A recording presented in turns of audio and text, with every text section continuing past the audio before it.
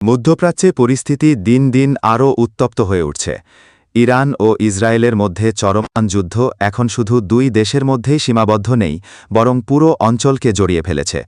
আজকের সর্বশেষ আপডেটে দেখা যাচ্ছে নতুন হামলা, পাল্টা হামলা এবং বাড়ছে হতাহতের সংখ্যা। তাহলে চলুন জেনে নেওয়া যাক আজকের বড় আপডেট। প্রথম অংশ, যুদ্ধের শুরু ও বর্তমান অবস্থা। এই সংঘাত শুরু হয় যখন ইসরায়েল ও তার মিত্ররা ইরানের বিভিন্ন সামরিক ঘাঁটিতে বড় ধরনের হামলা চালায়। সেই হামলায় ইরানের গুরুত্বপূর্ণ সামরিক অবকাঠামো এবং দেশটির শীর্ষ নেতৃত্বের ওপরও আঘাত আসে। এরপর থেকেই ইরান পাল্টা প্রতিশোধমূলক হামলা শুরু করে। গত কয়েকদিনে ইরান শত শত মিসাইল ও ড্রোন ইসরায়েলের দিকে ছুড়ে দিয়েছে। অনেক মিসাইল প্রতিরক্ষা ব্যবস্থার মাধ্যমে আটকানো হলেও কিছু আঘাত হেনেছে জনবসতিপূর্ণ এলাকায়, ফলে বেসামরিক মানুষের মধ্যে আতঙ্ক ছড়িয়ে পড়েছে। আজকের সর্বশেষ খবর অনুযায়ী ইরান আবারও একাধিক মিসাইল ও ড্রোন হামলা চালিয়েছে।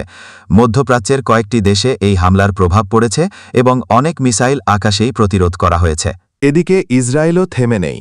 তাদের যুদ্ধবিমান ইরানের বিভিন্ন শহর ও সামরিক স্থাপনায় নতুন করে হামলা চালিয়েছে। ফলে রাজধানী তেহরান সহ বেশ কয়েকটি এলাকায় বড় বিস্ফোরণের খবর পাওয়া গেছে। যুদ্ধের এই কয়েকদিনে হতাহতের সংখ্যা দ্রুত বেড়ে গেছে। ইরানের পক্ষ থেকে বলা হয়েছে যে হাজারের বেশি বেসামরিক মানুষ নিহত হয়েছে এবং অনেক মানুষ আহত হয়েছে। এই যুদ্ধ এখন পুরো মধ্যপ্রাচ্যের জন্য বড় উদ্বেগের কারণ হয়ে দাঁড়িয়েছে, কারণ ইরানের হামলার লক্ষ্য শুধু ইসরায়েল নয়, বরং বিভিন্ন দেশে থাকা সামরিক ঘাঁটি এবং মিত্রদের ওপরও প্রভাব পড়ছে। বিশ্লেষকদের মতে যদি এই সংঘাত আরও বাড়ে তাহলে এটি বড় আকারের আঞ্চলিক যুদ্ধে রূপ নিতে পারে। ইতিমধ্যে অনেক দেশ শান্তি আলোচনার আহ্বান জানিয়েছে। সব মিলিয়ে ইরান ও ইসরায়েলের এই যুদ্ধ এখন অত্যন্ত বিপজ্জনক পর্যায়ে পৌঁছেছে। প্রতিদিন নতুন নতুন হামলা এবং পাল্টা হামলার খবর আসছে, আর পুরো বিশ্ব তাকিয়ে আছে এই সংঘাতের দিকে। এখন দেখার বিষয় কূটনৈতিক আলোচনার মাধ্যমে পরিস্থিতি শান্ত হয় কিনা, নাকি যুদ্ধ আরও ভয়াবহ দিকে এগিয়ে যায়।